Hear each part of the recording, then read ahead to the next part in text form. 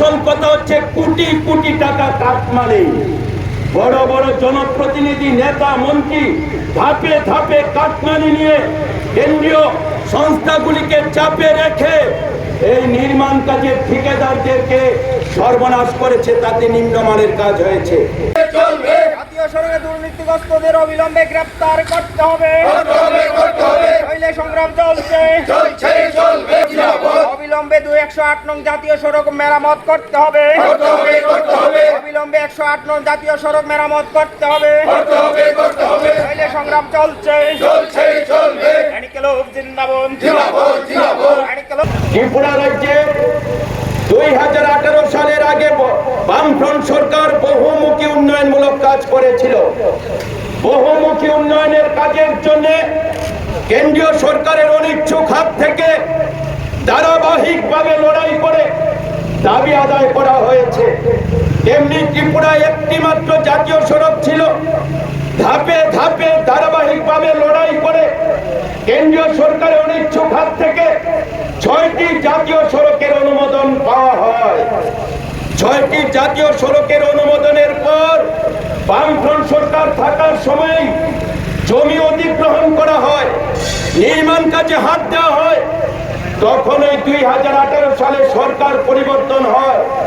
2018 সালে সরকার পরিবর্তনের পর ত্রিপুরা রাজ্যের বিজেপি জোট সরকার এই নির্মাণ কাজের দায়িত্বে আসে।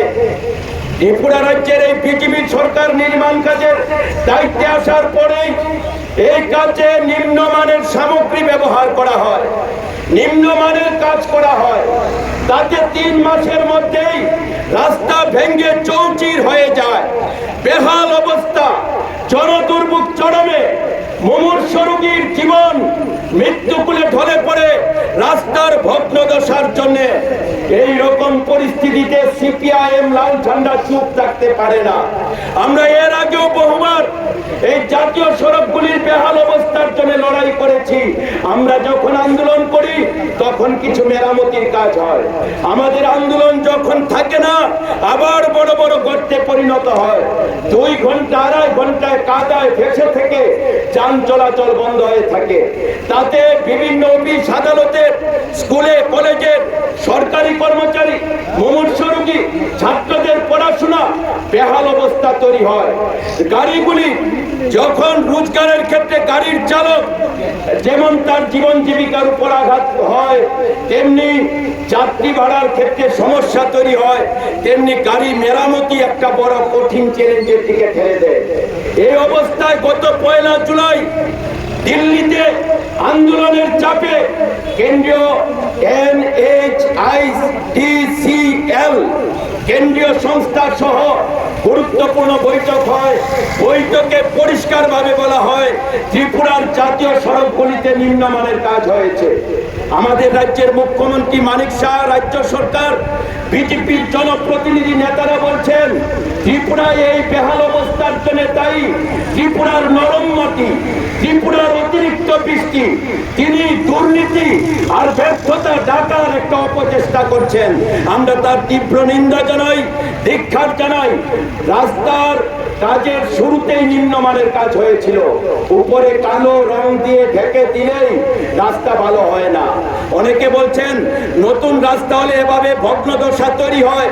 ভারতবর্ষ, পৃথিবীর বিভিন্ন জায়গায় বড় বড় নতুন রাস্তা হচ্ছে, এমন ভগ্নদশা হয় না। ওখানেও অতিরিক্ত বৃষ্টি হয়, ভগ্নদশা হয় না। আসল কথা হচ্ছে কোটি কোটি টাকা কাটমানি।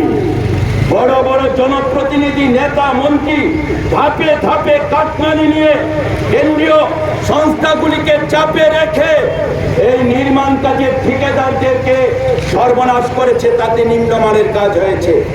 মুখ্যমন্ত্রী যখন এই কথা বলছেন, মুখ্যমন্ত্রীর পূর্ত দপ্তরের সচিব কিরণ গিত্তে বলেছেন না কাজ নিম্নমানের হয়েছে। আমি নিজে প্রত্যক্ষদর্শী, তাই এই নির্মাণ সংস্থার কাছ থেকে জোর করে আদায় করে কাজ করা হবে। কতটুকু হবে আমরা জানি না। নির্মাণ সংস্থাকে দোষারোপ দিয়ে লাভ নেই। রাজ্য সরকারের লোকগুলি কাটমানি নিয়ে নির্মাণ সংস্থাকে দিয়ে নির্মাণ কাজ করে ত্রিপুরার 40 লক্ষ মানুষের সমস্যা তৈরি করেছে। উন্নয়নের কাজ যেমন করেছে তেমনি দুর্নীতি, বেকারি, অস্বাভাবিক মূল্য বৃদ্ধি গোটা রাজ্যের মানুষের নাবিশ্বাস হতে শুরু করেছে। শুধু জাতীয় সড়ক কেন, সমস্ত রাস্তায় সমস্ত নির্মাণ কাজে কাটমানি, তাতে রাস্তাগুলি চলাচলের অযোগ্য। তাই আজকের এই লড়াই আমাদের শেষ নয়, আগামী দিনে আমাদের লড়াই জারি থাকবে। এই লড়াইয়ে সমস্ত গণতন্ত্র প্রিয়, শান্তিকামী, উন্নয়নকামী মানুষ এই লড়াইয়ের পাশে থাকবেন, এই লড়াইকে সমর্থন করবেন, এই লড়াইকে শক্তিশালী করবার জন্য এগিয়ে আসবেন।